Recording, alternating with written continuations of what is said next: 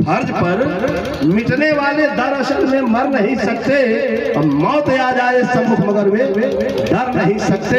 शहादत हासिल होती है राकेश भ्रमर कुछ खुश नसीबों को जिन्हें जिंदगी है प्यारी, दरअसल में वे कुछ कर नहीं।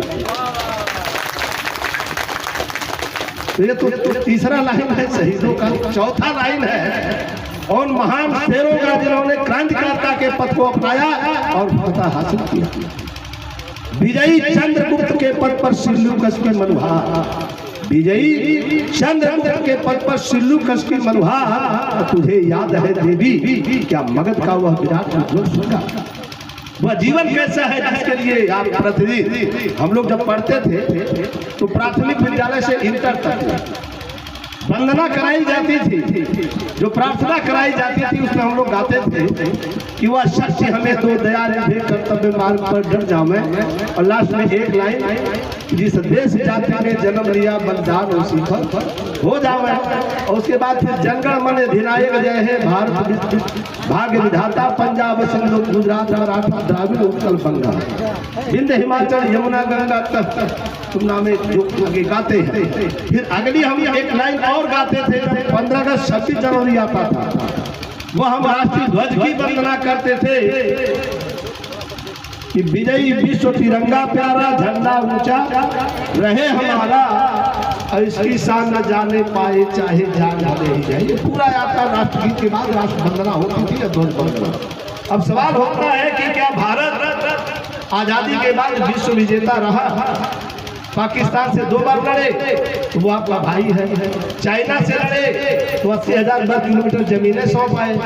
आज भी 76 स्तर पर पेट्रोलिंग होती थी, मोदी जी के राज में 26 स्थानों पर पेट्रोलिंग समाप्त कर दी गई, हटा दी गई। वहाँ मेजर शैतान सिंह जो 62 की लड़ाई में अपने जान की बाजी लगाकर फतह हासिल किए थे, वो पूरा बाउंड्री मेजर शैतान सिंह की मूर्ति गिरा दी गई और उसके 3 किलोमीटर बाहर तक भारत में घुसाया चीन, फिर भी ये देश भक्त। तो इस लाइन में मैं कहना चाहूंगा कि हम लोग उस महापुरुषों की संतान हैं जिनके नाम से आज हम यादगार में महोत्सव मना रहे हैं। तो आज देश का दुश्मन कौन है? देश का दुश्मन कौन है? हमारे साथी बीके बौद्ध जी अपनी व्यथा कथा व्यंग्यात्मक शब्दों में कह रहे थे। सच है कि आपके सामने दोनों रास्ता, पूंजीवाद और ब्राह्मणवाद, और दोनों से भारत बर्बाद।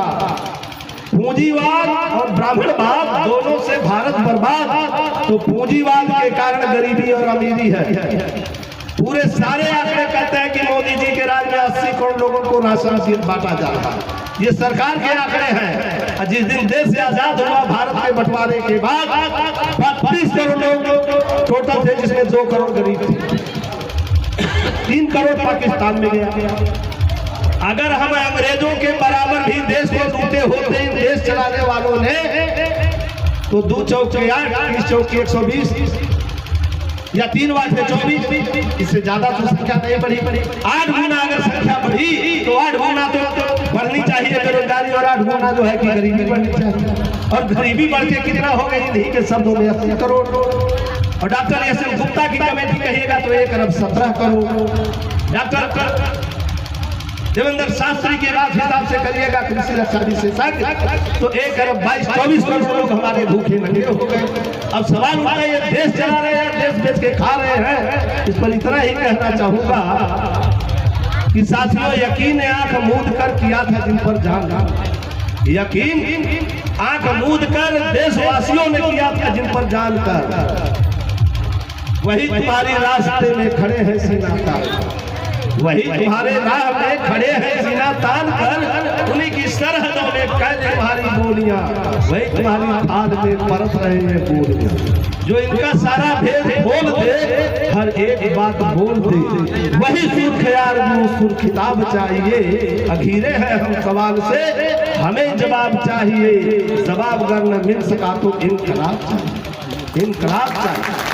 जब ब्राह्मणवाद इस देश का मूल जड़ है, मूल समस्या है, इसीलिए तो बाबा साहब ने कहा था 14 अक्टूबर 56 को कि हिंदू धर्म में मैं पैदा हुआ, मेरे बस की बात नहीं थी।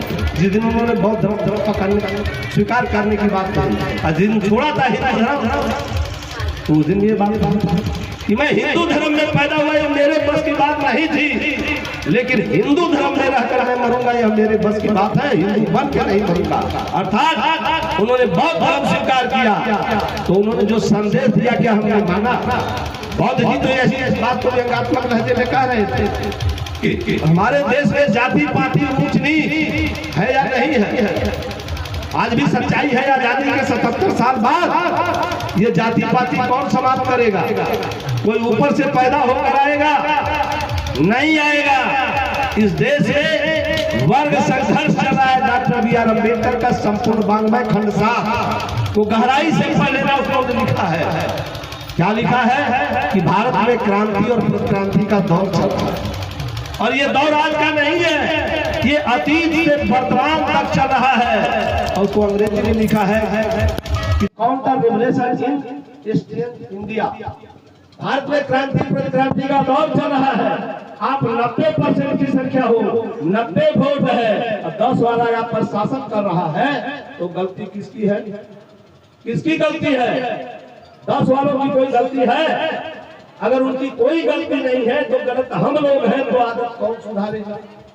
आदत हम ही को सुधारना है, और आदत सुधारने के लिए ही भगवान बुद्ध के शरण में बाबा साहब गए और ये संदेश दिया कि हमारे अनुयायी, हमें मानने वाले, हमारे भगवान प्रशंसक हमारे रास्ते पर चलकर अपने जीवन जीने का तरीका बदल देंगे। जब बदलेंगे तो स्वतंत्र स्वाभिमानी पैदा होंगे। जब स्वतंत्र स्वाभिमानी पैदा होंगे तो इस देश के राजपाट पर कब्जा करने के साथ साथ संस्कार पद्धति पर भी कब्जा करेंगे, जिसके लिए परम पूज्य भिक्षुगण मंचासीन है, गांव गांव आप लोग भ्रमण करते हैं। इसलिए मैं कहना चाहूंगा कि जब संस्कार बदलते ही नहीं तो सरकार बदल कर क्या होगा? नाव का माझी जब पागल है नहीं पतवार बदल कर। आप 77 सालों से पतवार बदल रहे हैं। तो हमारे एक साथी ने बहुत पुरानी शायरी कही थी, हंसी मजाक की, आपके सुनाता हूँ कि तमीजे नदारत दबंगे हवा, तमीजे नदारत दबंगे हवा, तो पलटने को रोटी पलटने तवा, यानी रोटियां की जगह पर। तो ऐसे भी लोग हैं। मानव काशी राम ने हम लोगों को जो रास्ता दिखाया, हम लोग नारे लगाते थे कि काशी राम तेरी नेक कमाई तूने सोची कौन जगाई। यही सोची हुई कौम जाग गई कि आज हम लोग पूरे भारत में विकल्प तलाश रहे रोटी का, हुकूमत में जगह तलाश रहे हैं, और कोई ब्राह्मण मानव पूंजीवाद के खिलाफ लड़ने वाला नहीं नजर आ रहा है। अगर कांग्रेस और बीजेपी बड़े लोगों की पार्टियां हैं, पूंजीपति पुरोहित सामंतों की पार्टियां हैं, तो उनके फायदे में है कि वो ब्राह्मणवाद और पूंजीवाद का दिन रात गुणगान करे, व्याख्या करे, परिभाषा करे, उसी रास्ते पर चले। लेकिन ये दलितों पिछड़ों के नेता क्या हैं, जिनसे हमने उम्मीद किया था कि ब्राह्मणवाद के खात्मे की लड़ाई लड़ेंगे, पूंजीवाद के खात्मे की लड़ाई लड़ेंगे, अगर ये भी जैसे राम बोलने लगे हैं, ये भी पूंजीवाद की तरफदारी करने लगे हैं, तो मुझे तो सिर्फ इतना कहना है कि बहुत बहुत झेला है आजादी की समा जलाने वालों ने, बहुत बहुत झेला है आजादी की समा जलाने वालों ने। मुल्क पर राज किया है अक्सर बड़े घराने वालों ने, यानी नेहरू से मोदी तक मुल्क पर राज किया है अक्सर बड़े घराने वालों ने। चंबल में रहने वालों ने तो चंद घरों को लूटा है, इस सारे देश को लूटा है इस देश चलाने वालों ने, इस देश चलाने। तो हमें तो इस देश चलाने वालों से देश को बचाना है, जो देश को पूंजीवाद ब्राह्मणवाद के रास्ते पर ले जाकर बहुजनों को गुलाम बना रहे हैं, गरीब बना रहे हैं, और इनके इज्जत आबरू लूट रहे हैं। और व्याख्या करेंगे बहुत सारा कुछ होगा, चूंकि समय कम है, में चल लाई कि ब्राह्मणवाद और पूंजीवाद दोनों से भारत बर्बाद है। तो भगत सिंह उधम सिंह ने देश की आजादी के लिए जान की बाजी लगा दिया है, तो हमारा आपका काम क्या बनता है? क्या हम वोटों की ताकत से पलट कर सीधे पर नहीं चल सकते हैं क्या? बोलिए भाई, हमने तो खड़ा होते ही पूछा था कि मेरी नजर में सवाल है और आपकी नजर का सवाल है, और सवाल दर सवाल है, और बहुजनों का बहुत बुरा है। आपका क्या ख्याल है? तो बहुजन समाज गुलाम हताश लाचार है या नहीं है? अगर है तो इतना ही कहा के वाणी को विराम देना चाहूंगा, क्योंकि बहुत साथी लोग हैं, सबको समय देना है और मुझे इस व्यक्तिगत कार्यों से पटना भी जाना है। तो सबसे विदा लेते हुए, रजा लेते हुए जाने से पहले सिर्फ इतना कहूंगा कि शेरों तुझे स्वतंत्रता पुकार रही है, शेरों तुझे स्वतंत्रता पुकार रही है, और छूने को अफ्रीका ब्रेक की बुलंदी अर्थात बाबा साहब ने स्वतंत्रता भारत जो पॉपुलेट पर्चा में छपा है, बौद्ध भारत, जिसमें न कोई शोषक होगा, न कोई शोषित, न कोई गरीब होगा, न कोई अमीर, न कोई ऊंचा होगा, न कोई नीचा, सभी मनुष्य होंगे, सब मानवीय हृदय, मानवीय संवेदनशीलता होगी, जो हमारे संविधान के अनुच्छेद 1 में लिखा है, देश का नाम भारत और राष्ट्रीयता नागरिकता सबकी भारतीय है। ये भज भज मंडली के लोग किसी के हिंदू राष्ट्रीयता बता रहे हैं, किसी की मुस्लिम, ये एक नंबर के देश जो ही है राष्ट्रीयता और नागरिकता बांटने वाले कानून के आधार पर की सजा तो फांसी होनी चाहिए। बहुजनों की मूर्खता से, नालायकी से ये हुक्मरान होकर के हम पर शासन कर रहे हैं। जिस दिन बहुजन समाज जाग जाएगा, पटक कर सीने पर चढ़ जाएगा और इनका भी पागलपन भूल जाएगा। अच्छा, तो जो ब्राह्मणवाद के खिलाफ लड़ता है वो क्रांतिकारी है, जो पूंजीवाद के खिलाफ लड़ता है वो क्रांतिकारी है। तो महामना मार्क्स ने एक लाइन कहा है क्रांति के संदर्भ में, revolution has depend upon person does not. क्रांति व्यक्ति पर निर्भर करती है, संख्या पर। क्रांति व्यक्ति पर निर्भर करती है, संख्या पर नहीं। बाबा साहब अकेले थे, फूले साहब अकेले थे, जगदेव बाबू अकेले थे, रामस्वरूप वर्मा अकेले थे, मानव काशीराम जी अकेले थे, और अकेले के बाद भी बहुजनों का हौसला दिन गुना रात चौगुना बढ़ रहा था। जो उन्होंने कमा के किया वो अभी आप बचा नहीं पा रहे।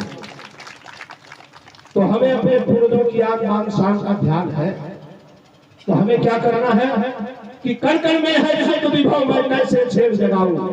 आप सब में बाबा साहब अम्बेडकर का पूरा पाठ है, जगदेव बाबू का है, काशीराम का है, या अन्य सभी महापुरुषों का है। अगर आप चाहे तो अपनी प्रतिभा को निखार कर कि कण कण में है शुद्ध विभव, मैं कैसे छेड़ जगाऊं, पीते हुए के गायन को कैसे गाना है कि कहते हैं चंद्रगुप्त को मगध से द्रौपदी साजार आया, राह रोकने सीमा पर पश्चिम से जब सिंधु कर जाया। विजय कथा मौर्य राजा की बोला, सारा भारतवर्ष है हो, दादा चंद्रगुप्त की जय हो, दादा चंद्रगुप्त। तो आप भी अगर खाली एक हो जाए, वोट देने की तरह समझ जाए, तो आपकी भी जय जयकार होगी। और उस जय जयकार के लिए अब तो बसंत महोत्सव आज से शुरू है, तो चंद राय कि विश्वव्यापी बुद्धि जम बनाए, अशोका धर्म विजेता कहाए।